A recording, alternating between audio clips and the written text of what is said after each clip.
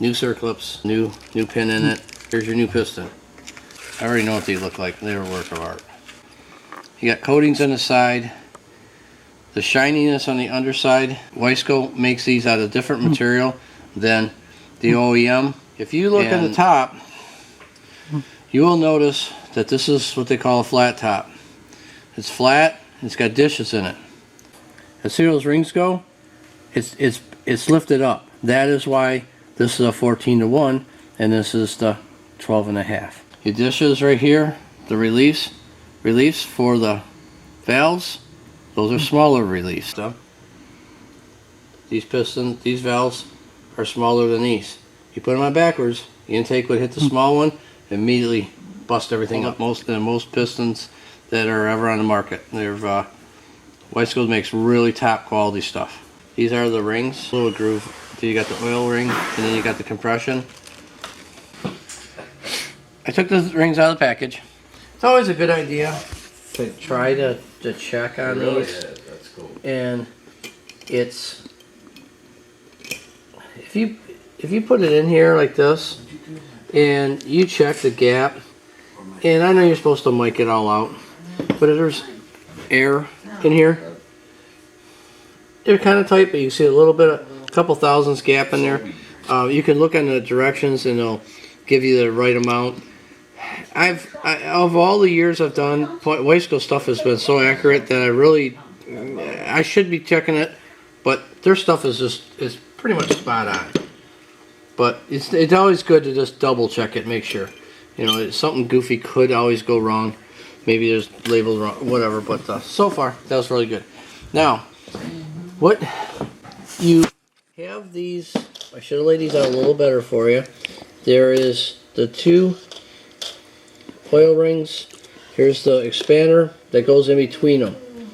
If you read the directions here that Wiseco sends you, it'll give you a description on how to install them.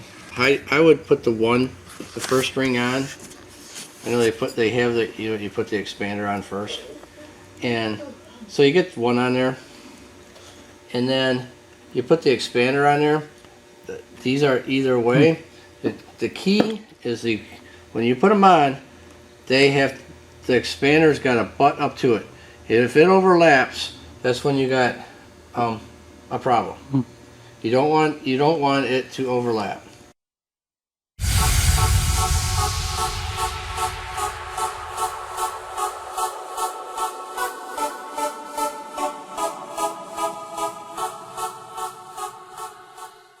I'm going to want the oil ring expander to be somewhat like this. So I'll start it and put it here.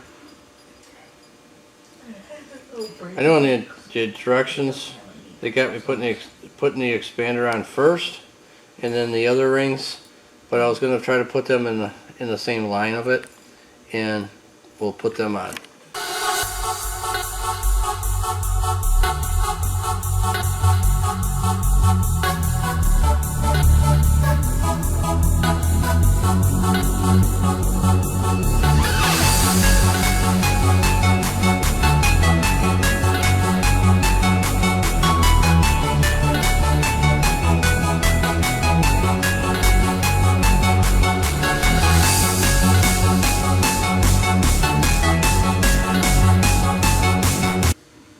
Bottom, the top, and you got that expander in the center, and then you got it all spaced out. Now again, put the compression, this is the bigger ring. On some applications you might want to pay attention if it goes up or down. This one happens to be the ring is made the same.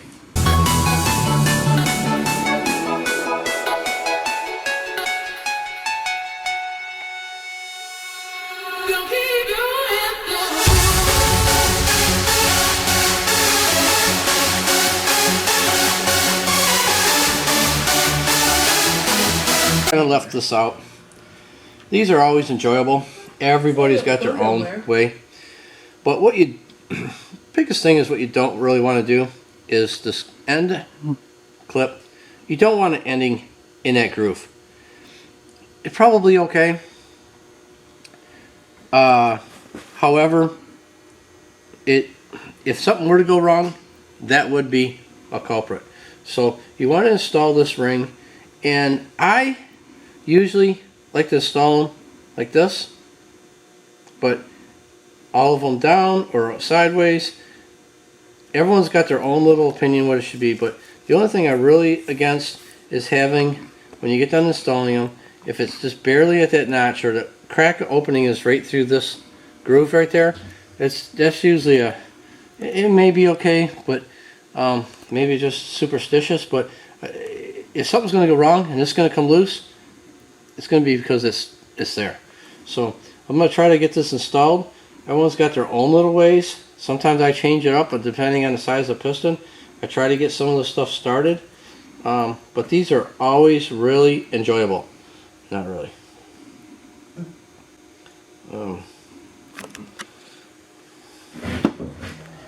Sometimes what I've tried to do is push the two of these together and pop it in. On the 2 strokes I could do them like that, and some of these they're okay, but they're usually like to take off across the room, and so therefore I'm going to see what I can do with this. I may have to walk it around a little bit, start it on one side.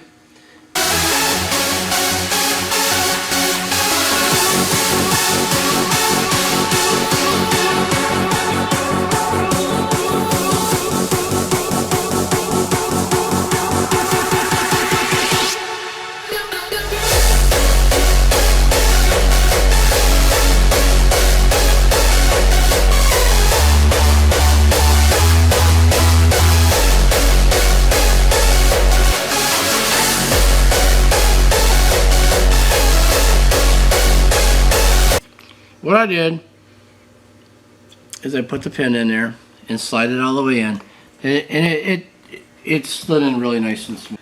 Nothing. I'm pushing and I'm pulling, and there's no slap at all. Which is, you can't have none. If you ever do one of these, and especially on a rebuild, and you find out that rod is moving up and down, it's time to replace. Now this is where the fun begins.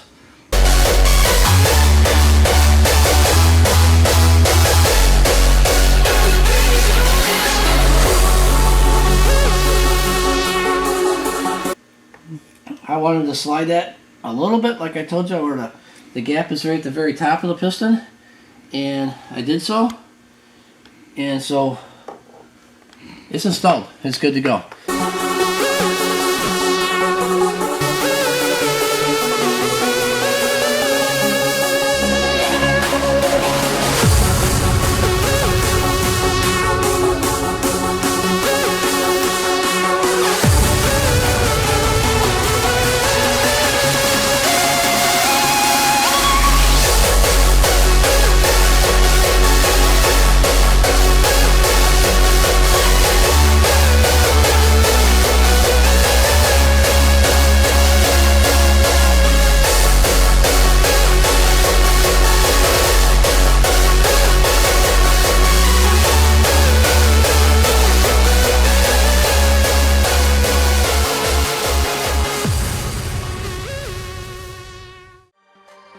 Taking it back home, y'all. Yeah.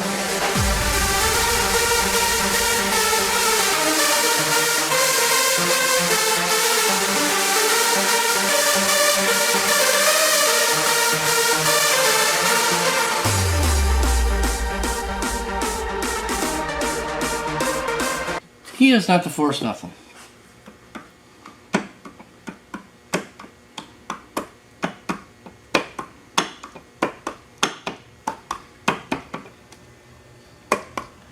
A little bit. I mean, you don't want to start beating on nothing, and if all of a sudden something's not going right, just double check, take a look. I gotta make sure that this goes back on. I'll set that off to the side right there, and this I'm going to reposition and get that guide in there before I try to slide the head on, and then we'll do the head, and then we should be ready to go. Just a little bit below top dead center, I'm guessing, is just to give you guys an idea when we were to set this up, and your chain, so where you slide that back up in there. If you don't go rotate back and forth, because I didn't try to move too much, but that piston has got to be top dead center. And when we do the line, and it wants to go from front to back. So when we get this head back on there, we'll do that, and we'll rotate this right where it's supposed to be at. That right there is top dead center, and so it's just a little bit below the head. That's going to give a lot of that's above the cylinder grade. It'll be into the. It's going to give us some decent compression, and we'll get some good low to mid range torque out of this motor. Yeah, this is put the cylinder back on. This is always fun. Oh, let me set this down right here. This I didn't explain that. I put this thing back in, and this is that front piece that pops out, and it just sits. It sits in there. It only goes into one direction,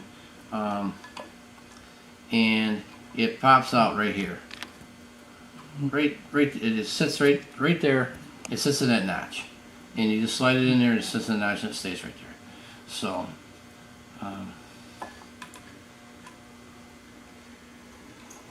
This is where it's fun, because I gotta try to grab the little.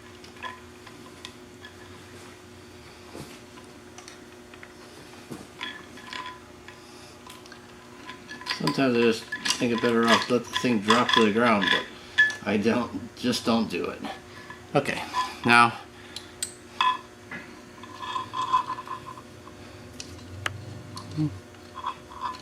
That'll hold that up a little bit, and then I'll play around with this and slide it back down and around there.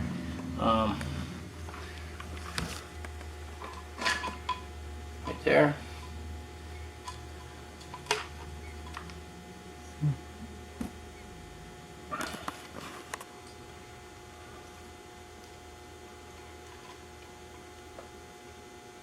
There you go. And trying to look and see where that guide is on there.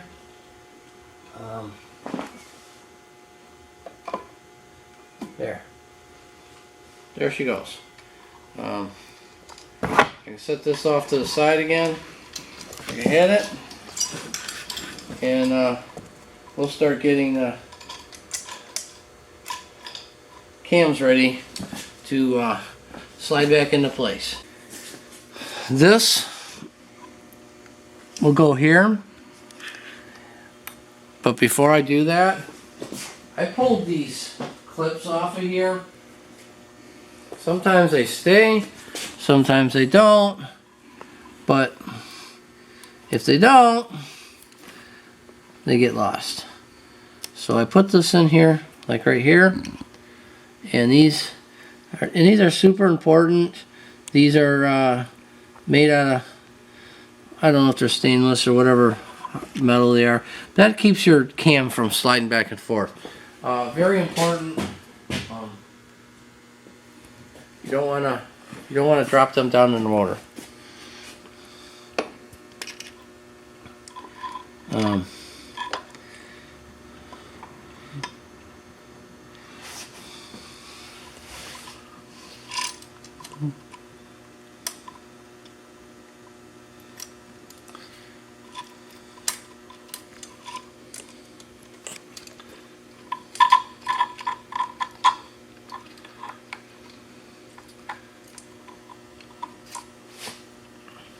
So what I'm going to do is set this cam down in here, and then try to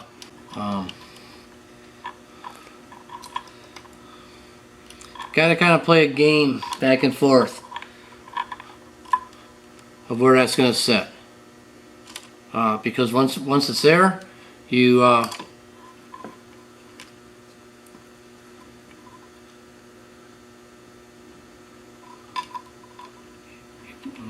kind of want to say you're stuck with it, and then you gotta reposition everything. So that's why I'm gonna kind of just hold these things, hold that chain up a little bit, just to keep everything positioned.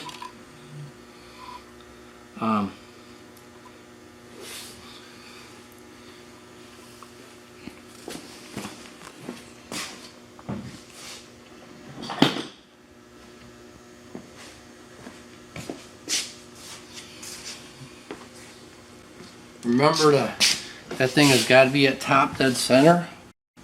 So that's really important.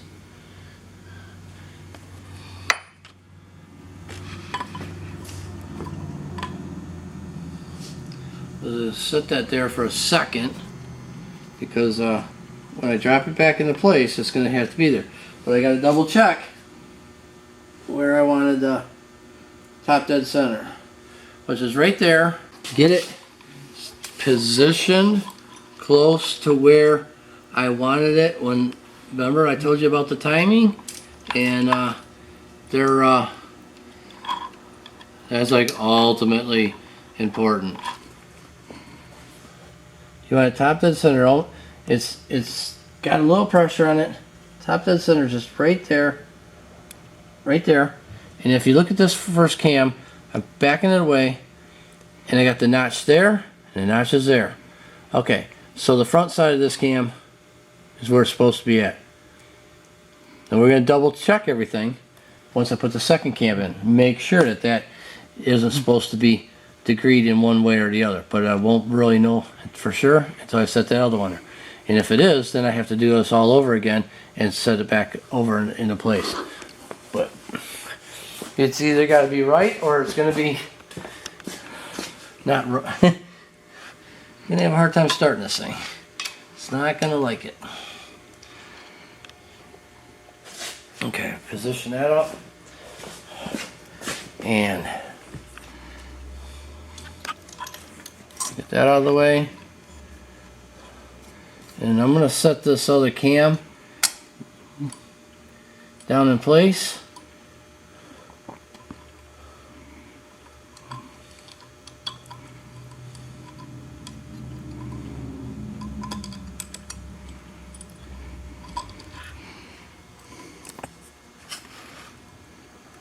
And for the time being, I'm guessing where that pin is gonna land. If it's in the wrong mark, it's gonna be in the wrong mark, and then I'll have to pick it back up. Now, that's set in there. Again, make sure those at the top, make sure those steels that don't line up. I think I accidentally got it right the first time around. Doesn't really happen all that often. Sometimes you gotta horse around with it. Alright, here is where I'm gonna put a little bit of pressure on this thing, just so it's right on the money. That is like right directly lined up. That pin, that pin. You want that pin and that pin. And I believe we are in pretty good shape. Double check. I'm gonna double check down here. Make sure the guide is where it's supposed to be on the inside edge of that. And okay, these are, I'm not tightening these. These are just, I'm just taking up the travel. Gonna get that positioned on there so it's, and like I said, I'm just taking up the travel. Okay, these are the ones we're going to tighten these down in the sequence that they are. I'll just snug them up a little bit in the sequence that they got. You got 1, 2, so you tighten these down. Then you got 3, 4, you tighten these down. Then you got 5, 6, you tighten these down, and then 7, 8. Then you double check it, and you torque them down to the recommended specs that Suzuki's got set in place. And you want to do them and double check each time, because the head could twist. That's what it takes for that to get down there. Okay, so you set these bolts back down. This time I loosened up that little bracket. I wasn't, I was okay to take it apart, but it's still gonna fight it to get down in there. But I don't want to.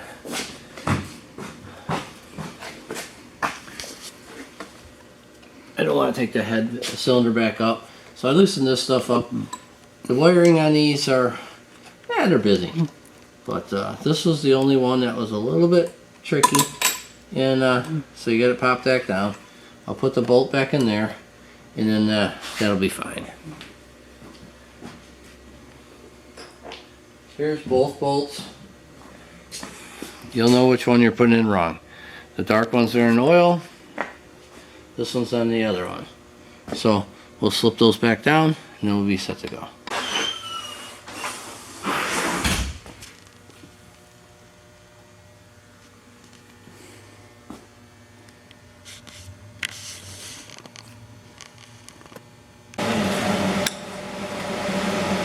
But I'm taking those off just to make sure that keyway is in the right spot.